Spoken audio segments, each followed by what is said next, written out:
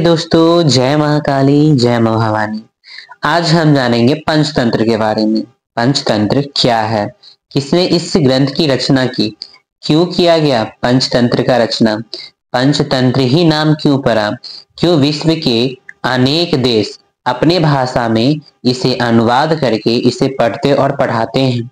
क्या पंचतंत्र में सिर्फ कहानी है? इन सभी प्रश्नों के उत्तर हम इस वीडियो में जानेंगे। पंचतंत्र क्या है? पंचतंत्र एक ऐसा ग्रंथ है जो अयोग्य को योग्य, मूर्ख को विद्वान बनाने की क्षमता रखता है। संसार के सभी महत्वपूर्ण ग्रंथ का सार सरल शब्दों में इसमें वर्णन किया गया है, जैसे मनुस्मृति, जैसे चाणक्य नीति, शुक्राचार्य नीति, पराशर नीति, विदुर नीति, ऐसे कई सारे ग्रंथों का इसमें सार छुपा हुआ है। विश्व का सर्वश्रेष्ठ नीति शास्त्र है ये, जो संसार में रहना सिखाता है।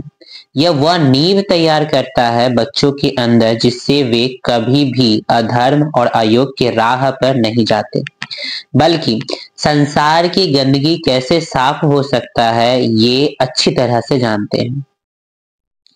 इसको अच्छे से समझने से, इसके प्रभाव से बच्चे अपना और अपने समाज का भला करते हैं।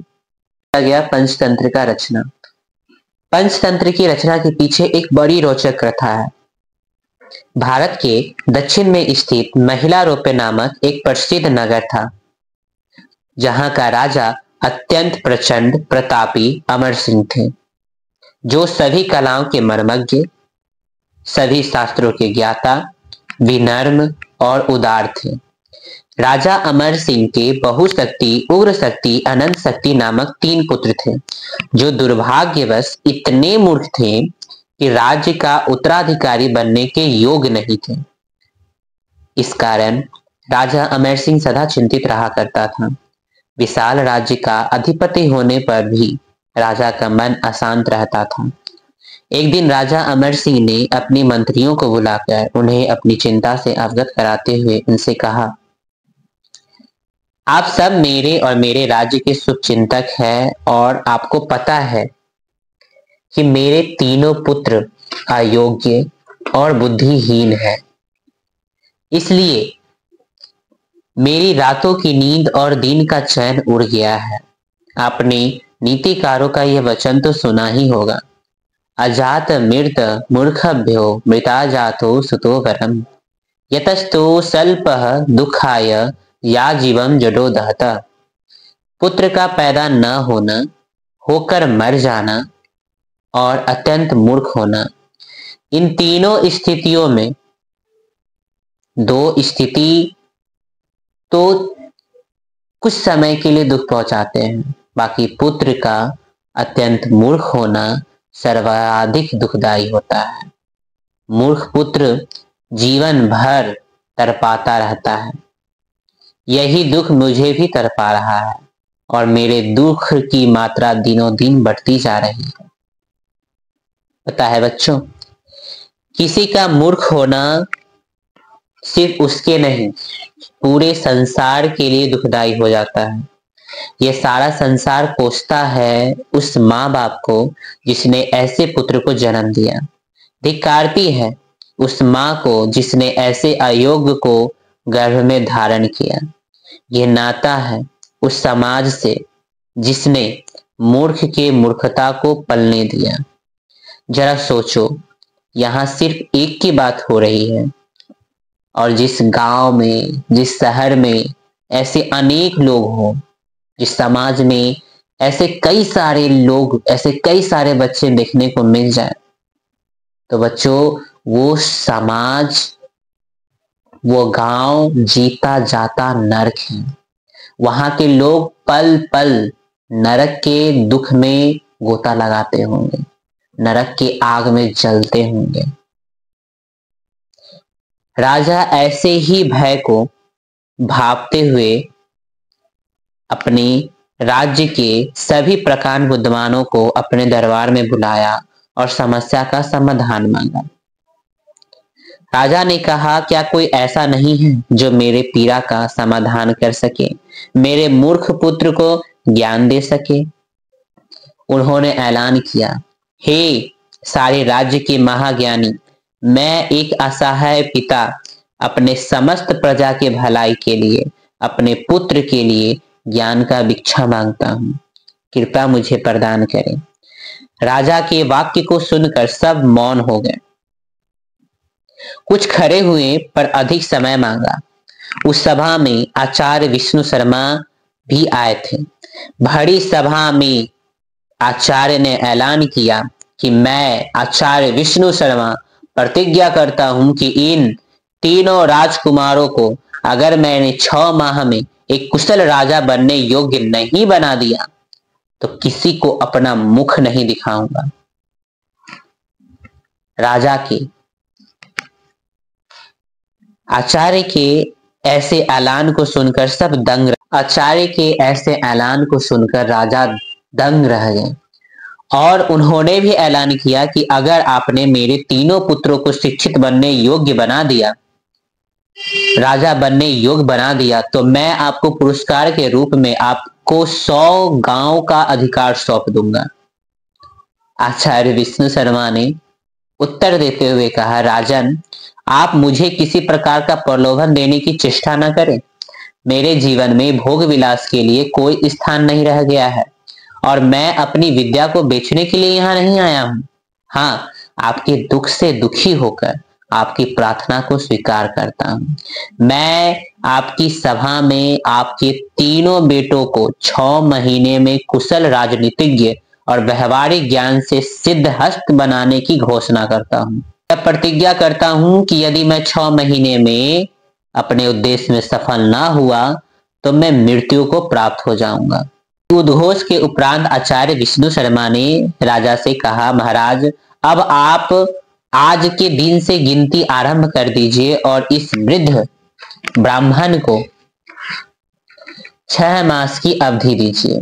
यथा समय परिणाम आपके सामने आ जाएगा। आचार्य विष्णु शर्मा की इस प्रतिज्ञा को असंभव जानकर भी राजा को बड़ी प्रसन्नता हुई। उसी सभी उपस्थित लोगों ने अत्यधिक विस्मित होकर उस वृद्ध ब्राह्मण के वचन को सुना। राजा को इसके लिए बधाई दी। राजा ने भी आचार्य विष्णु शर्मा के प्रति आभार प्रकट करते हुए उनका यथोचित अभिनंदन किया और अपने तीनों पुत्र उन्हें सौंप दिए। इससे राजा को चिंता से मुक्ति प्राप्त हुई। आचार्य विष्णु शर्मा राजकुमार को अपने साथ अपने आवास में ले आए और उन्हें के सुविधाजनक निवास और भोजन की आदि की व्यवस्था की। उसके उपरांत उन्होंने राजकुमार को सुशिक्षित बनाने के लिए एक तरीका उपयोग किया, जिस तरीका को कहते हैं कहानी। उन्हें विभिन्न बोलने वाले जानवरों, पशु पक्षियों के चरित्र को ध्यान में रखते हुए ऐसे ग्रंथ की रचना की जो अपने आप में सर्वश्रेष्ठ है, जिससे उन्होंने राजा के 3 अयोग्य और मूर्ख बेटों को, पुत्रों को शिक्षित किया और एक कुशल राजनीतिज्ञ और राजा के रूप में इस सारे संसार के सामने प्रस्तुत किया। पंचतंत्र का नाम पंचतंत्र ही क्यों पड़ा? आचार्य विष्णु शर्मा ने राजकुमारों को पढ़ाने के लिए जिस ग्रंथ की रचना की, उसमें उन्होंने 5 अध्याय रखे। इन्हीं 5 अध्याय को 5 तंत्र कहा जाता है। 5 तंत्र के यह ग्रंथ होने के कारण ही इसका नाम पंचतंत्र पड़ा। आचार्य ने इन 5 तंत्रों को जो नाम रखा वो इस प्रकार है। मित्र भेद। इस अध्याय में शत्रु के मित्रों में फूट डालने, उन्हें आपस में लड़ाने तथा शत्रु को छीन बनाने की विभिन्न उपायों का वर्णन है। दूसरा तंत्र है मित्र संप्राप्ति। इस अध्याय में अपनी शक्ति एवं सामर्थ्य को बढ़ाने के लिए उपयोगी व्यक्तियों को मित्र बनाने और उनके साथ मित्रता निभाने के विभिन्न उपाय दिए गए हैं। तीसरा तंत्र है काकोलुकीय। इस अध्याय में शत्रु के साथ परिस्थितिवश मैत्री संबंध स्थापित हो जाने पर भी उस पर अंधविश्वास न करके उससे सावधान रहने और गुप्तचरों की भूमिका के महत्व का प्रतिपादन किया गया है। चौथा है लब्ध प्रणाश। इस अध्याय में शत्रु की विजय को मिट्टी में मिलाने के उपाय का वर्णन है। पांचवा है अपरिचित कारक। इस अध्याय में ऊंच नीच, लाभ हानि आदि को भली प्रकार समीक्षा किए बिना किसी भी काम में हाथ डालने से पहले उस पर ध्यान पूर्वक मनन करने योग्य साधनों का वर्णन किया गया है। इस तरह से आचार्य ने राजकुमारों को शिक्षित किया। इस 5 अलग अलग तरीकाओं का उपयोग करके उन्होंने 5 अध्याय बनाए और उसी 5 अध्याय का नाम हम लोग बोलते हैं तंत्र, और 5 तंत्र पे टीका होने के कारण इस ग्रंथ का नाम पंचतंत्र पड़ा। अगला प्रश्न, क्या पंचतंत्र में सिर्फ कहानी है? तो ऐसा बिल्कुल भी नहीं। हम लोग आज जैसे पंचतंत्र को पढ़ते हैं, पंचतंत्र बिल्कुल वैसे नहीं है। पंचतंत्र में कहानी तो हम लोग सुनते हैं, बाकी पंचतंत्र की कहानियों के बीच जो गुप्त ज्ञानों को वर्णन किया गया उसके बारे में ना कोई जानता है और ना कोई जानना चाहता है, और ना ही कोई इसे जनाना चाहता है, जो कि सबसे बड़ी गलती है। हमें कहानी तो सुनाना चाहिए, बाकी कहानी के अंदर जो ज्ञान आचार्य ने छुपाया था, जिस ज्ञान को उन्होंने सरल माध्यम से कहानियों के जरिए सिखाया था, उस ज्ञान को हम नहीं सिखाते। क्यों? ऐसा क्यों करते हैं? तो इसके पीछे हम आज नहीं जाएंगे, फिर किसी वीडियो में इसके पीछे बात करेंगे। पंचतंत्र में सिर्फ कहानी और नीति शास्त्र नहीं, गूढ़ अर्थशास्त्र भी है, धर्म शास्त्र भी है। मान के चलिए आपके बच्चों को जो एक बेस मिलना चाहिए, जिसपे उनको एक अच्छा संस्कारी बनाने का कार्य किया जा सकता है, वो सारा चीज इस पंचतंत्र में है।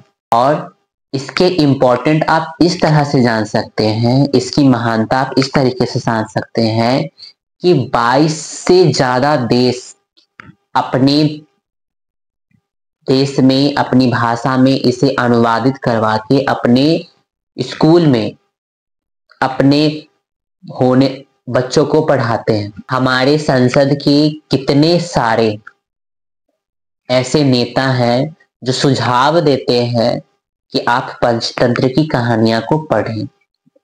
बड़े से बड़े नीति शास्त्र, अर्थशास्त्र भी पंचतंत्र शास्त्री, बड़े से बड़े नीति शास्त्री भी पंचतंत्र का सहारा लेते हैं, और हम सिर्फ कहानी में लपटाए रहते हैं, जो कि गलत है। ऐसा हमें नहीं करना है। चलिए, जय महाकाली, जय मां भवानी। मैं आपको ये पंचतंत्र, दोस्तों आपको चिंता नहीं करना है, क्योंकि आपका ये दोस्त अमन पहली बार असली और पूरा पंचतंत्र की कहानी आप सबके सामने सरल शब्दों में लेके आने वाला है, जिसे हर एक बच्चा, युवा और बुजुर्ग जरूर सुने और इससे लाभ उठाएंगे और देखेंगे, जानेंगे, समझेंगे कि हमारे आचार्य की बुद्धि कैसी थी, कैसे उन्होंने मूर्ख और अयोग्य राजकुमारों को योग्य बनाया। उनके ज्ञान का, उनके तीक्ष्ण बुद्धि का, उनके दूरदर्शी का परिचय प्राप्त करेंगे। आज के लिए इतना ही। जय मां काली, जय मां भवानी।